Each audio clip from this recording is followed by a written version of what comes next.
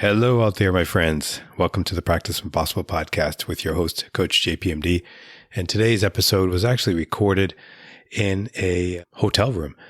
And there's a backstory to that, of course. And we are actually spending some time in a hotel room with 2 bedrooms, 2 baths, waiting for our home to finish construction. And it's been a little challenging finding a place to record and to prepare for our podcast series.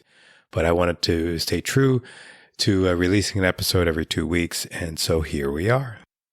Welcome to the Practice Impossible podcast, where your host, Jude Pierre, MD, also known as Coach JPMD, discusses medical practice topics that will guide you through the maze that is the business of medicine and teach you how to increase profits and help populations live long. Your mission, should you choose to accept, is to listen and be transformed. Now, here's your host, Coach JPMD.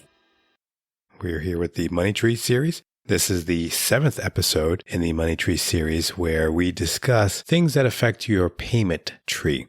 And if you haven't had a chance to download the Money Tree diagram to kind of see and follow where we're going and what we've done, you can do so at www.coachjpmd.com/moneytree. And in addition, if you're in an area that has a high Medicare Advantage penetration, I wanted to offer you an opportunity to speak to me by booking a call and following the link at the bottom of the show notes where we can discuss things that might be pertinent to your move or your practice or the patients that you see is really where your focus should lie.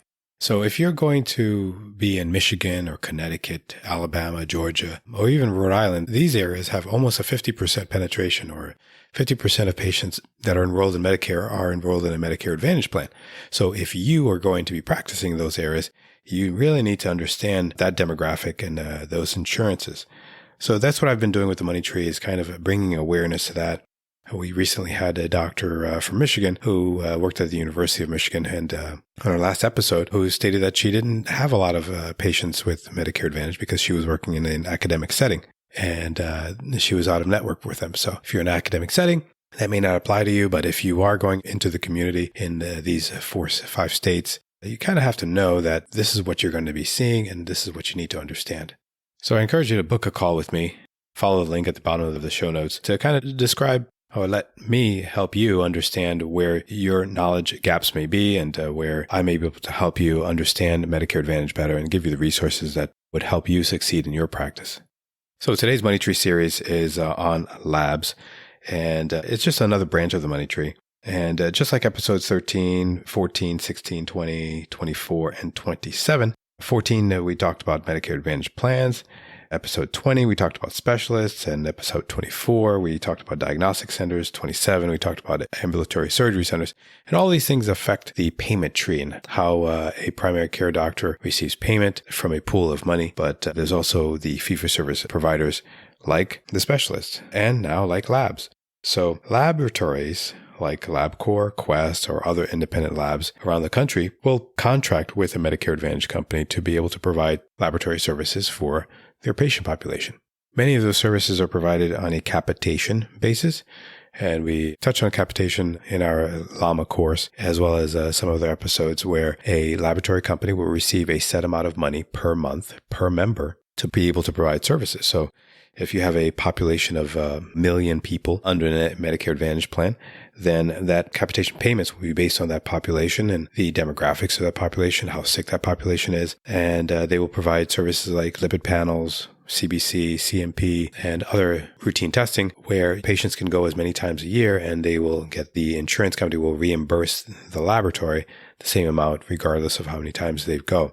Now, if it's a specialty test, like a vitamin D 25-hydroxy level, or an ionized calcium level, or specific pathology services, or even urine drug tests, those tests are usually not covered in under a capitation plan.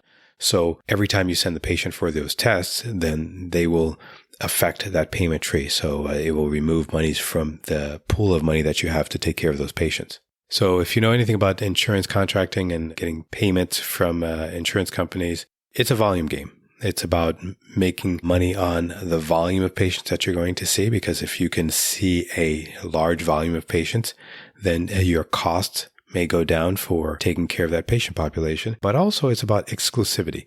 So if you are a company like LabCorp or Quest, Most insurance companies will not contract with both of those major payers. Most of the insurance companies will not contract with both of those lab companies, I should say. They'll contract with one for that exclusivity. They'll maybe get a discount for that patient population that they're going to be guaranteed to make money on. And it's a win-win for both parties usually, whereas the lab company knows that if they have a population, like I said, of 1 million patients or 5 million patients, and they're charging them $1 per member per month or a 50 cents per member per month, whatever that contracted rate is, they know that that income will be steady based on the patient population.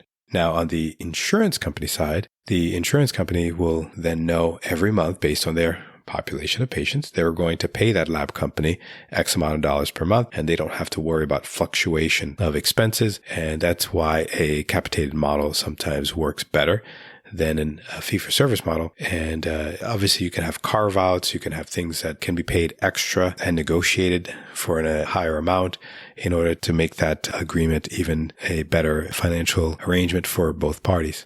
So this is a relatively short episode on laboratories and how they receive payments and how it affects the payment tree.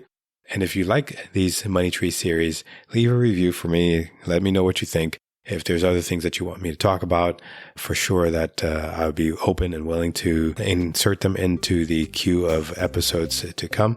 Don't forget to download the money tree diagram at www.coachjpmd.com/moneytree. And those links will be at the bottom of the show notes. And we thank you for listening and hope you enjoyed this episode. And like I said, leave a review and we'll see you soon.